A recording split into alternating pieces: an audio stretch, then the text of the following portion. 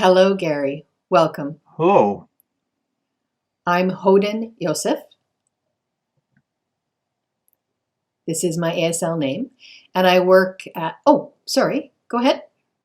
My name is Gary Milkowski.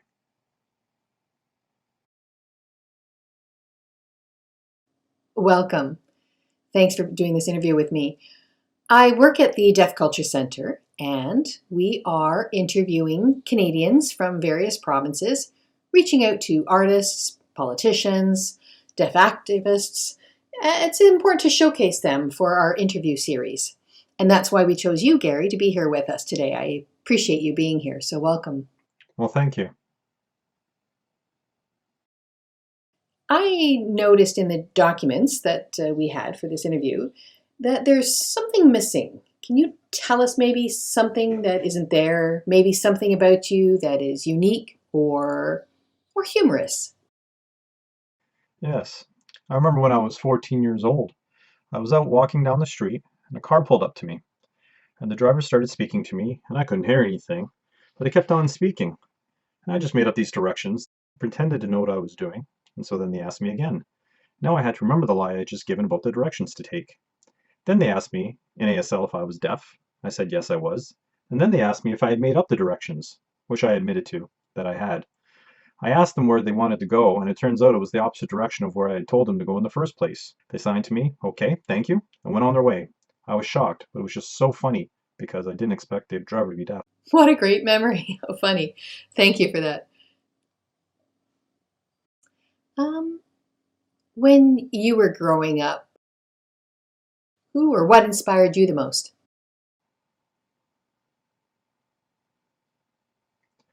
I remember looking up to David Peikoff as a role model. He was quite an inspiration for me, learning about him as a deaf leader and his campaign to defend the right for deaf people to have a driver's license. I also remember being fascinated with My Third Eye, a performance with deaf actors. The fact that we can participate in the theater, we can lobby, we can advocate for our rights. The fact that deaf people can do any of these things, I remember that quite well, quite inspiring. Wow, great memories. Yeah. And so I'm wondering, I have a question for you. What motivates you now to keep advocating? I worked as an advocate for quite a long time, fighting against discrimination, fighting against the idea that deaf people can't do things like everyone else, fighting against autism, fighting for deaf people's rights, lobbying to have sign languages of the deaf community of Ontario and Canada recognized. That is something I found very inspiring. Educating about autism, educating about deaf rights, educating about the importance of sign language and how vital it is to the deaf community. Interesting. Yeah. Okay. I'm kind of thinking here. Um, what would you want, or what do you expect those of us watching to understand about your advocacy work, you know, the work that you do, or the advocating that you do? What do you want them to understand, or how do you want them to be impacted by you as a politician? Can you provide some examples? Sure, I remember the Deaf Ontario Now movement.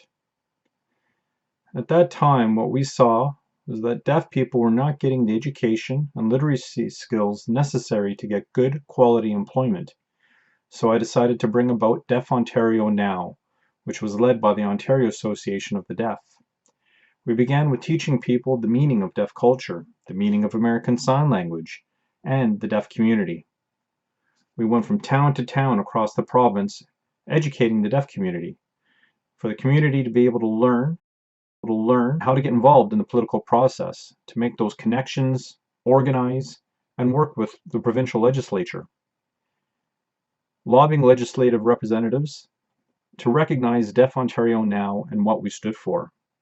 And at the same time, we saw what was happening at Gallaudet University with the Deaf President Now protest. We drew so much inspiration from that.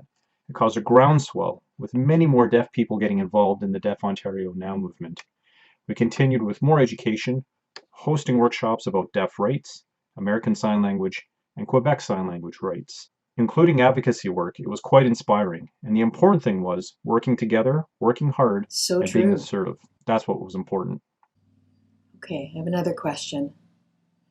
So then, for all that you've been through, what do you feel was, how did you accomplish? Like, how did you overcome the obstacles and persevere? What I remember growing up is that I was always told that deaf people can't. They can't do this and they can't do that. They can't get good jobs, and I disagreed. They can't get university degrees, and I disagreed. They said that deaf people can't have higher paying upper level jobs. I disagreed. So I fought back with Deaf Ontario Now. We fought to have more deaf teachers, deaf counselors, and deaf executive and upper level management positions. And then, quite by accident, my friend, who was sitting in the legislature, suggested I should run to become a member of provincial parliament in Queen's Park. So I did, and sure enough, I won, becoming the first deaf member of provincial parliament in Ontario, and the first elected deaf politician in the world that used sign language for communication within their legislature. And this was so inspiring to show the world that deaf people can do all of these things and more, to show deaf children that they can do it too, with having people to look up to as role models, that they can do it, and to say that they can't is absolutely unacceptable. Autism will not be tolerated. They realize and learn that they have rights and can advance to something better and be a contributing member of society and have that influence on them is what I'm most proud of. Perfect. And what would you say makes you feel the most pride? The thing I'm most proud of is for all the advocacy work I've done with the government, fighting for the recognition of languages of the deaf community, and again, quite by accident, having the people elect me as the first deaf MPP. I helped introduce legislation to officially recognize ASL and LSQ as languages of instruction under the Education Act. I was so proud of that, and also this book. Ah, a book. This book tells the story of my journey to success, of how I fought to become a deaf MPP, and to where I am now as director of the Sign Language Institute Canada, where my work is fighting to improve for the quality of sign language instruction. So I'm quite proud of that indeed.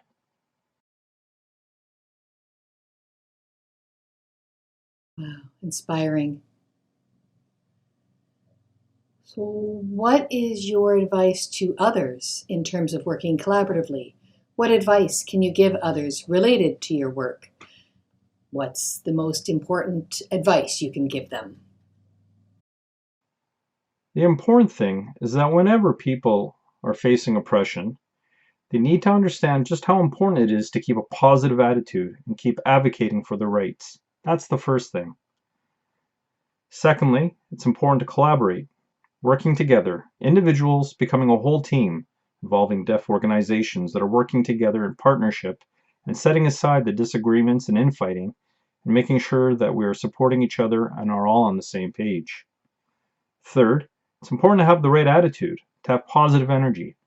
Instead of saying I can't is pointless, you must have and keep that positive energy, focusing on the positives, challenge, persevere, and keep educating, communicating, and supporting each other.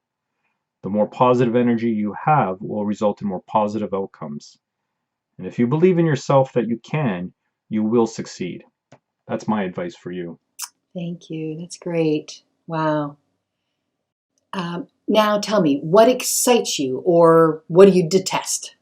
What I detest is autism, and when people say you can't do it because you are deaf. What I'm absolutely passionate about is that I believe deaf people can do anything, and I love creating positivity about that. You can learn new things, do new things, and take on new challenges. I absolutely believe that you can do that. And again, with the right attitude and belief that you can succeed, you will succeed. And I'm curious about something you love. And in particular, I love educating and supporting others, taking action, and encouraging others. I love writing articles, sharing information, sharing stories, and sign language. That's what I love. That's great. Thank you for doing this interview with me. I hope to see you continue this work in advocating and influencing others. Thank you for joining me today. Thank you so much, Hodan.